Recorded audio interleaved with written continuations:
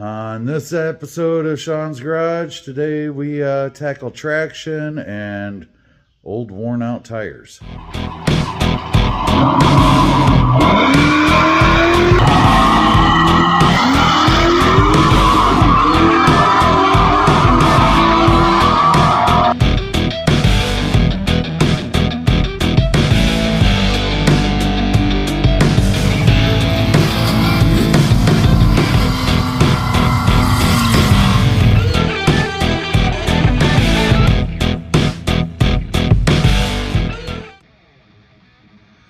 Alright everybody, welcome back. Today's episode is about traction, and we're going to be doing some upgrades on the Malibu. Little tech tip, when your tires are probably close to 15 years old and your project has been down more than it's been on the road, just because the tires look good doesn't mean they necessarily are. So I'll show you what I got going on here and explain a little oopsie. Alright, well, what we have here is, now they're a little dusty from the woodworking that I've been doing, but these are the original drag radials. Some Mickey Thompson. Oh, what do I got? Mickey Thompson E.T. Street radials. They look good on the outside. You know, there's no dry rot or anything. I mean, tread was getting low, but you know, not to the belts or anything. But if you look on the inside of this one that blew out on me, they're dry rotted on the inside. So I initially put these tires on back in, probably 2011 or so. I bought these tires, and I had these tires on the video I showed going to the drag strip last year. Luckily, they didn't blow out then, and I'd planned on getting new tires, but I figured, I'll get one more season out of them. And well, I got every bit of that season out of them, and I was going to get new tires, and I decided to drive it one more day to work. And about a mile from my shop, that happened, and I drove. That's what happens when you drive one of these a mile down the road flat. So luckily it didn't go out on me going high speed down the track. But yeah, if your project's down for a good long time, just because the tires look good, because they've been stored inside, doesn't mean they are. So yeah, this is what happens when you have 15-year-old tires. But I got a remedy, and that's going to be coming up. I got to take this tire off the rim so I can figure out my back spacing, because I'm actually going to get new tires and rims and go a little bit wider. So let's get started. Next part of this video will probably be a couple weeks away, so I'll see you then. Alright, here we are. We're back. Finally. It's probably been close to 2 months since the first part of this video that you can see, and we finally got some parts. So, I'll run down what we got here real quick. The rims. The rims are Team 3 wheels. I don't know the actual name of the wheels. Don't know what's here. But I like them. I really like them. I think they're going to look really good on the Malibu. The measurements are, the rears are 11 inch by 15 with a 4-inch back spacing. Whoops, up there. I know that sounds gonna sound weird for a G-body, but I'll explain. Fronts are, I believe, a 6-inch with a 3-inch back spacing. 15-inch, of course. Set these off to the side.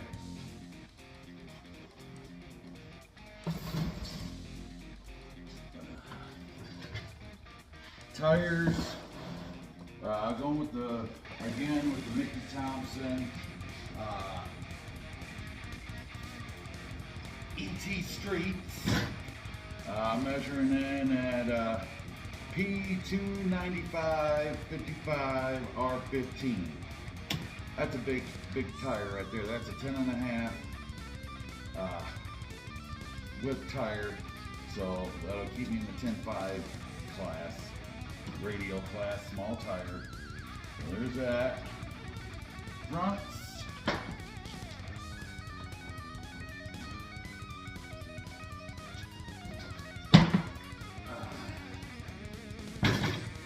Mickey Thompson's. With Mickey Thompson Sportsman ST, size P215 70 R15. So there's that. Now, I know you're asking yourself, will that 11-inch wide rim with only a 4-inch back spacing fit under a G-body? No, it won't. Now stop. No. Not even with a frame notch, because it's pushing the brim farther out. So, we're gonna have to do some body modifications. Really didn't want to do that, but I like those rims. They were in my cost range, and I said, they're gonna look badass on the Malibu, so I gotta have them.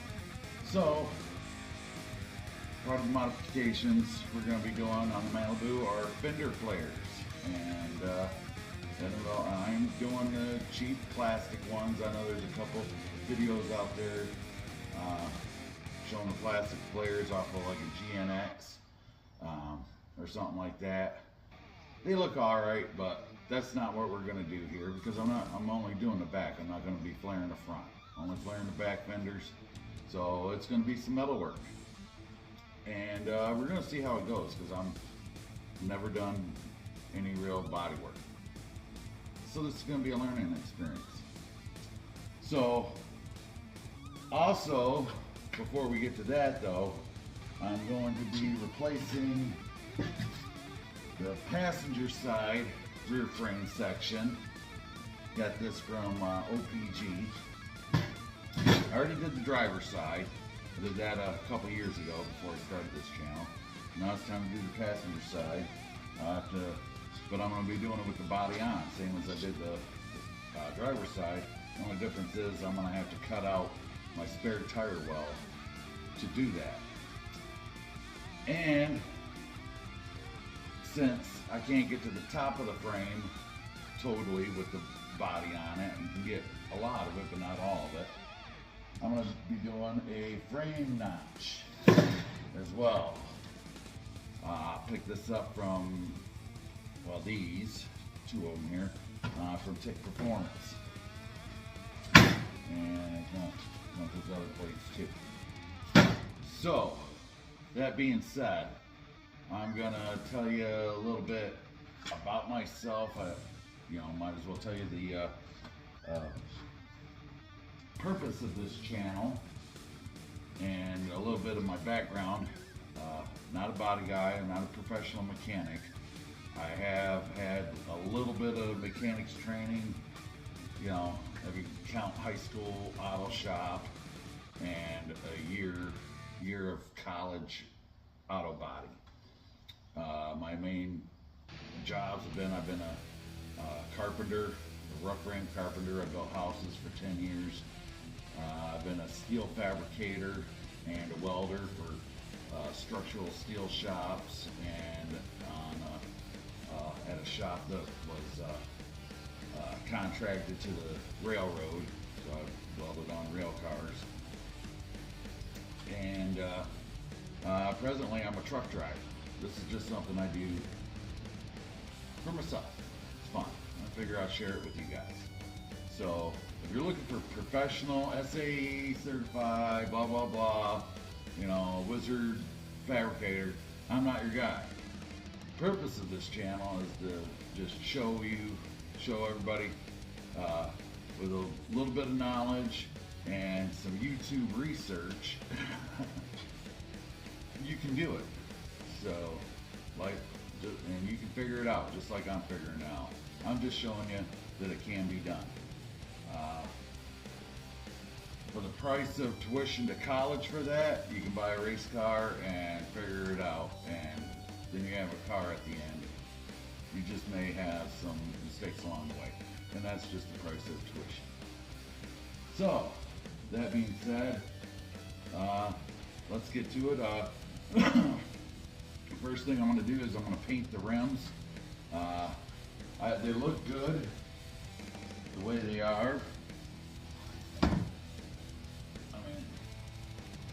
I could throw these suckers on right now and they'd look badass. But since I got some black on the lower part of the car, I'm gonna paint the center black, but leave the polish. So I think that's gonna look pretty trick with some chrome lug nuts, the chrome center cap that comes with. I'll show you that. I'll show you this chrome center cap.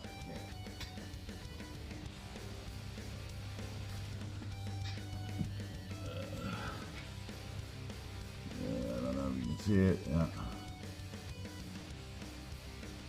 That's the chrome center cap. So I think it'll look pretty good. So let's get to it.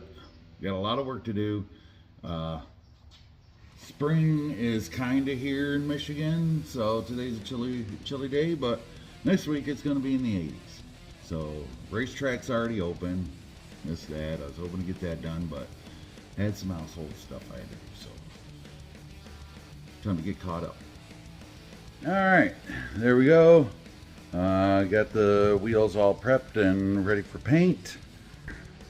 And I'm taped off.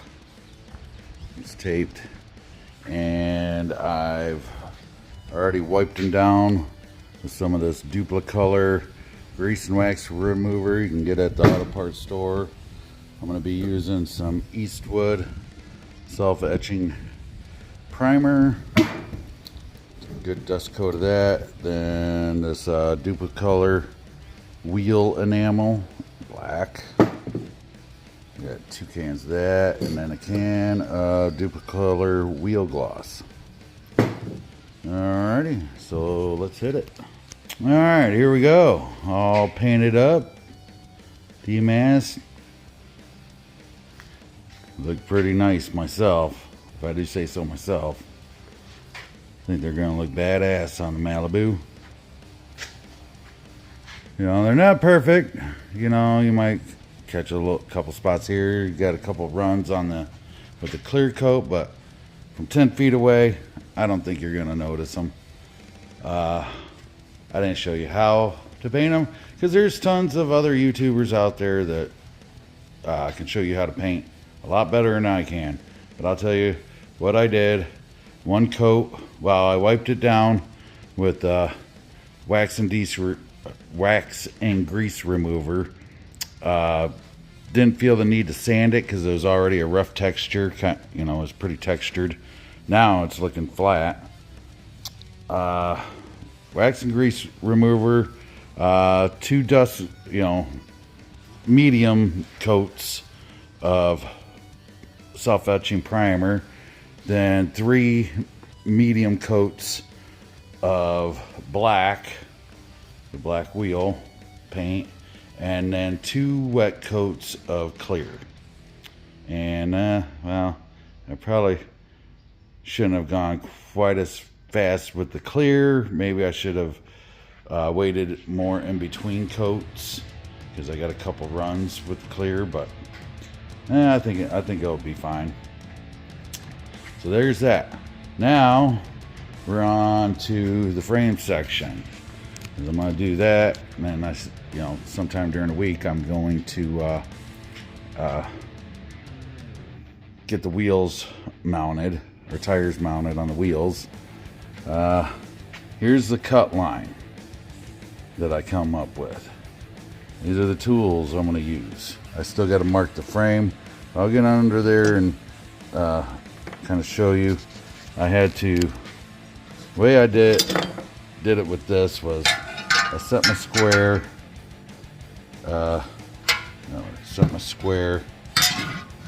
like this, and then, you know, I found a flat spot to where, you know, it was sticking over a little bit to where it'd sit flat like that. You know, I'm not worried about this way. I'm worried about it sitting flat on the bottom of the frame, nice and tight. And then, no, I can't really hold it. Let me see if I can find a way to set this up so I can use both hands.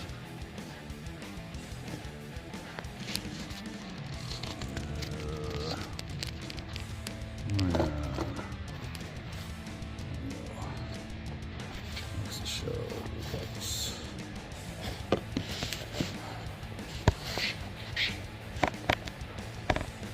All right, that'll work. So I took square, set it like that, then I took this square and I had it out about like that or so. May have to adjust this when you go underneath the car to do this. And I held it like this. I'm using this square as a plane to get past this roll.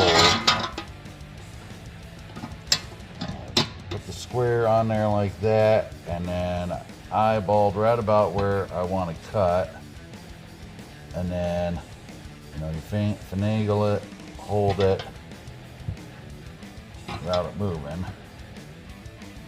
There you go, right about there. Hold it in place, use a Sharpie and mark it. Then I take my square like this.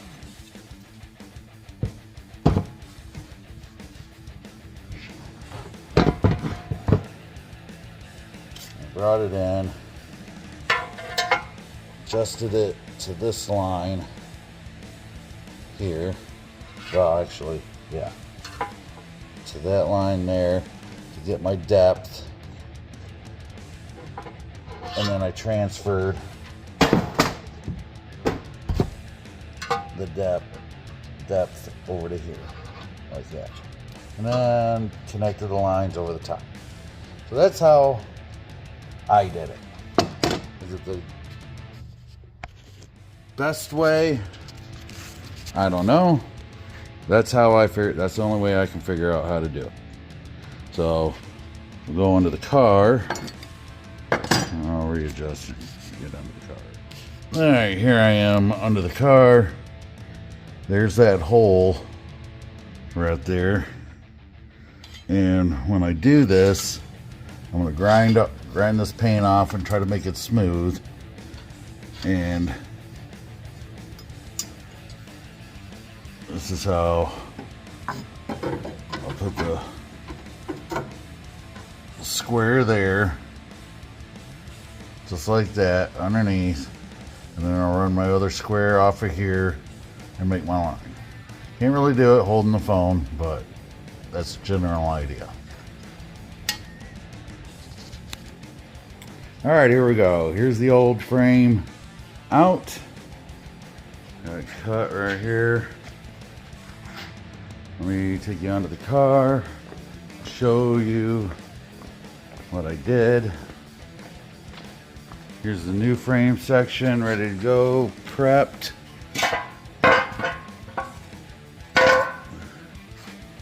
Now,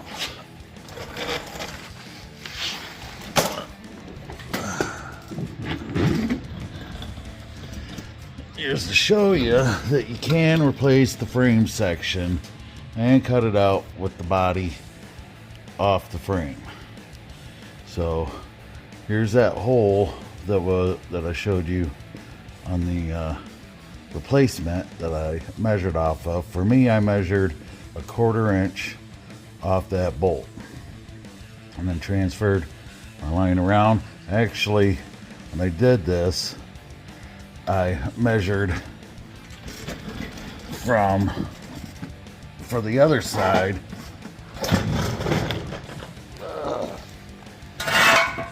I measured off this bolt to here and transferred it onto the car to get this line, and then I connected everything.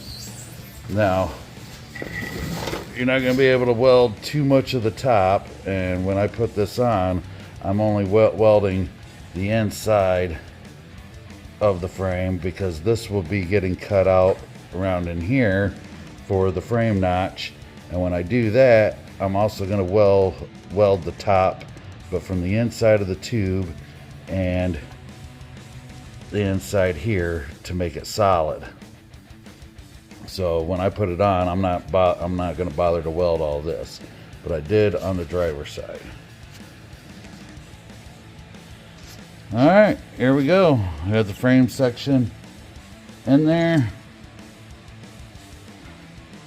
I gotta pry it apart a little bit, give myself a little bit more of a gap there at the top, and then a little twisted, a little finagling I got to do, but for the most part it's in there, it's fitted, and I'm using the bumper bolts and the body bolt to hold it in place and locate it.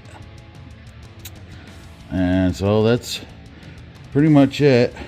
If your car is anything like mine, the bottom of your trunk is pretty wasted. Mine's not horrible, but where the body mounts are friggin' trash. The people before me, whoever owned this car before me, cut a hole right there for this body mount and used a plate and sandwiched another plate inside the frame, and then welded a frame at the bottom to, instead of replacing the frame section, had it all boogered up. So I mean, this is better than what was there, but my body mount cage bolt bracket, or whatever you want to call it, is wasted, so I'm having to jerry rig it just like they did. But in the future I'll replace this floor pan and those body mounts, but that's in the future. For now, this will work. So time to throw some wire. Alright, well that's it for this project. One pain in the butt on a rusty ass Chevy Malibu, but the frame section is in there. Like I said, I only welded the bottom and the inside because I'm going to do the frame notch, and I'll be able to weld inside the frame when I do that. So that's it for this episode. Stay tuned in a couple weeks when I get more time. You know, there ain't enough time, and we'll do the frame notch, and then a couple weeks after that I'll have the should have the tires mounted by then, and we'll do the fender flares. So stay tuned.